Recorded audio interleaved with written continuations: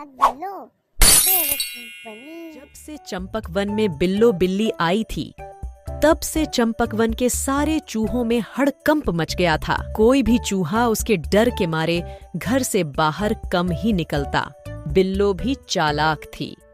उसने मन ही मन जान लिया कि उसके डर से एक भी चूहा घर से बाहर नहीं निकलेगा तो उसे भूखा ही मर जाना होगा। यह सोचकर उसने किसी भी चूहे पर हमला नहीं किया और ऐसे व्यवहार का दिखावा करने लगी मानो वह उनकी दुश्मन नहीं दोस्त हो। दरअसल वह तो इस मौके की ताक में थी कि चूहों से दोस्ती कर घुल मिलकर उन्हें आसानी से एक एक करके छठ कर सके। एक दिन बिल्लो को मौका मिल गया। उस दिन रैटू चूहा खुद को छुपाते हुए बिल्लो के घर के आगे से जा रहा था। बिल्लो ने अपनी तेज नजर से उसे देख लिया। हाय, मेरा नाम बिल्लो है, तुम्हारा नाम क्या है? बिल्लो ने मुस्कुराते हुए बड़ी तमीज से रैटू से पूछा। मेरा नाम जो कुछ भी हो, तुम्हें इससे क्या? तुम तो मुझसे 10 कदम दूर ही रहो तो अच्छा होगा। रैटू बिल्लो से दूर होते हुए डरते हुए बोला। तुम डर रहे हो कि मैं तुम्हें खा जाऊंगी, तो तुम बिल्कुल गलत सोच रहे हो। बिल्लो ने मासूमियत से कहा। कैसे? रैटू ने हैरानी से पूछा। वो ऐसे मेरे दोस्त कि मैं टीवी सीरियल्स में काम करती हूँ। हम टीवी एक्ट्रेस को अपने शरीर का पूरा ख्याल रखना पड़ता है।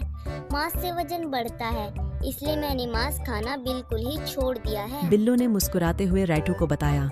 क्या तुम सच में टीवी सीरियल्स में काम करती हो? रैटू ने हैरानी से पूछा।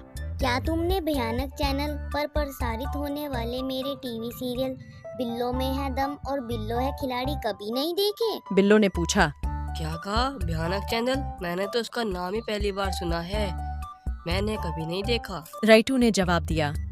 तभी मुझे यहाँ के किसी भी चूहे ने नहीं पहचाना, वरना मुझ जैसी एक्ट्रेस के ऑटोग्राफ लेने के लिए तो भीड़ उमड़ पड़ती है, भीड़। बिल्लो ने इतराने का दिखावा करते हुए कहा। भाई मुझे तो तुम्हारी बात पर बिल्कुल भी यकीन नहीं होता। कैसे? रैटू ने बिल्लो को शक की नजर से देखते हुए कहा। तो मेरे घर के अंदर चलो, मेरे पास मेरे टीवी सीरियल्स की कुछ वीडियोस हैं। तुम देखोगे तो तुम्हें पक्का यकीन आ जाएगा। बिल्लो ने भोलेपन का नाटक करते हुए कहा। रैटू बिल्लो को घूरते हुए बिल्लो के घर में जाऊं या ना जाऊं के बारे में सोचते हुए रास्ते में ही खड़ा रहा। क्या सोचने लगे? मेरा यकीन करो, मैं तुम्हें बिल्कुल नुकसान नहीं पहुंचाऊंगी। वीडियोस देखते हुए तुम मेरे साथ चॉकलेट केक खाओगे तो मुझे बड़ी खुशी होगी। बिल्लो ने रैटू से कहा। चॉकलेट केक का नाम सुनते ही रैटू के मुंह में पानी आ गया। फिर वह ज्यादा सोचे विचारे बिना ही बिल्लो के घर में चला गया। बिल्लो ने भी जी जान से रैटू की मेहमान नवाजी की। बिल्लो के वीडियो देखकर रैटू को बिल्लो पर कुछ यकीन होने लगा। ये वीडियोस में मैं जो चूहों को पकड़ रही हूँ ना, यह सारा नकली ड्रामा है। ये सारे चूहे भी मेरी तरह एक्टिंग करते हैं। दरअसल में ये सारे तो मेरे बहुत अच्छे दोस्त हैं। बिल्लो ने आंखें मटकाते हुए कहा। अब तो रैटू को पक्का यकीन हो गया कि बिल्लो एक शाकाहारी तथा मिलनसार बिल्ली है। बिल्लो ने देखा रैटू धीरे धीरे उसके धोखे में आ रहा है, तो उसने हंसते मुस्कुराते उसके घर परिवार की सारी जानकारी ले ली। तो आज से मैं क्या तुम्हारी दोस्त हूँ रैटू? बिल्लो ने बड़ी मासूमियत से रैटू की तरफ देखते हुए पूछा। हाँ क्यों नहीं, आज से हमारी दोस्ती बिल्कुल पक्की समझो। रैटू ने बिल्लो से हाथ मिलाते हुए कहा। थैंक यू सो मच रैटू, तुमने मुझे अपना दोस्त बनाकर मुझ पर बड़ा एहसान किया, वरना इस जंगल में अकेले रहते रहते मैं तो पागल ही हो जाती। बिल्लो ने मन ही मन अपनी कामयाबी पर हंसते हुए रैटू से कहा। अरे बिल्लो, इसमें एहसान की क्या बात है? अच्छे लोगों से तो सभी की दोस्ती हो ही जाती है। रैटू ने मुस्कुराते हुए कहा। तो फिर अपने घर कब बुला रहे हो मुझे, ताकि मेरा तुम्हारे परिवार के दूसरे सदस्यों से भी परिचय हो जाता तो? बिल्लो ने मुस्कुराते हुए रैटू से पूछा। आज शाम ही आ जाओ, मैं तुम्हें अपने परिवार के हर एक सदस्य से मिला दूंगा। आज आना पक्का। रैटू ने जोश में आकर बिल्लो से कहा। बिल्लो तो यह सुनकर मन ही मन झूम उठी।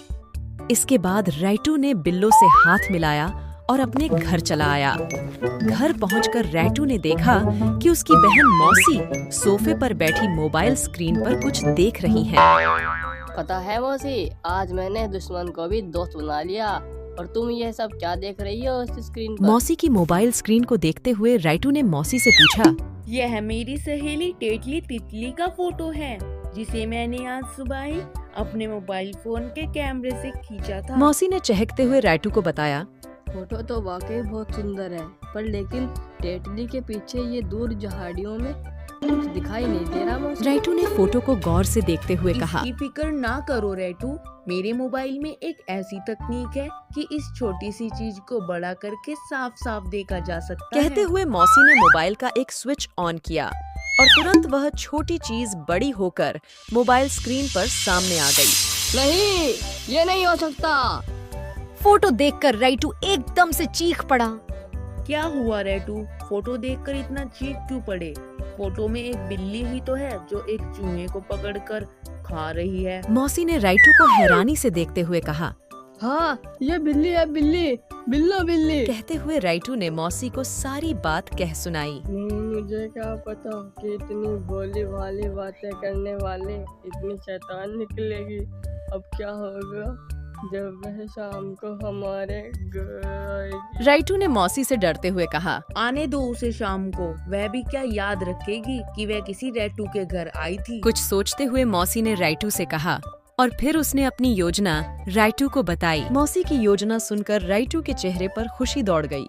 शाम को रैटू के घर की डोरबेल बजी। आओ बिल्लो, मेरे घर में तुम्हारा स्वागत है। रैटू ने अपने डर पर काबू करते हुए बिल्लो से हाथ मिलाते हुए कहा, क्या बात है रैटू, तुम्हारे घर पर तुम्हारे अलावा और कोई नजर नहीं आ रहा। बिल्लो ने घर में घुसते ही चारों ओर नजर घुमाते हुए पूछा, वो आज हमारे घर डॉगी अंकल आए हुए हैं ना, तो इसलिए सभी भीतर के कमरे में बातचीत कर रहे हैं। रैटू ने मुस्कुराते हुए कहा। क्या तुम्हारे घर कुत्ते भी आते हैं? बिल्लो ने पूछा। सभी कुत्ते नहीं, सिर्फ डॉगी अंकल आते हैं। एक बार पापा ने उनकी जान बचाई थी, इसलिए वह पापा के दोस्त बन गए। वही तो हमारी सभी बुरी बिल्लियों से रक्षा करते हैं। रैटू ने मन ही मन हंसते हुए कहा। क्या? बिल्लो डर के मारे लगभग चीख ही पड़ी। तुम डर क्यों रही हो बिल्लो? तुम तो शाकाहारी मिलनसार बिल्ली हो। डॉगी अंकल तो सिर्फ बुरी बिल्लियों को मारते हैं। जैसे ही उन्हें बुरी बिल्लियों की गंध हवा में मिलती है, वे तुरंत उस बिल्ली को खोजकर उसे अपनी मजबूत जबड़ों से पकड़ उसका काम 2 मिनटों में तमाम रैटू कर ने देते बिल्लो को हैं। डराते हुए कहा। ये सब सुनकर बिल्लो के पसीने छूट गए। तभी कमरे से एक कुत्ता बिल्लो की ओर लपका और बिल्लो सिर पर पैर रखकर भागी। क्यों रैटू, आया ना मजा? हमारा रोबोट डॉगी अब उस शैतान बिल्लो के पीछे तब तक भागेगा जब तक वह जंगल से बाहर नहीं चली जाती। मौसी ने रैटू से कहा।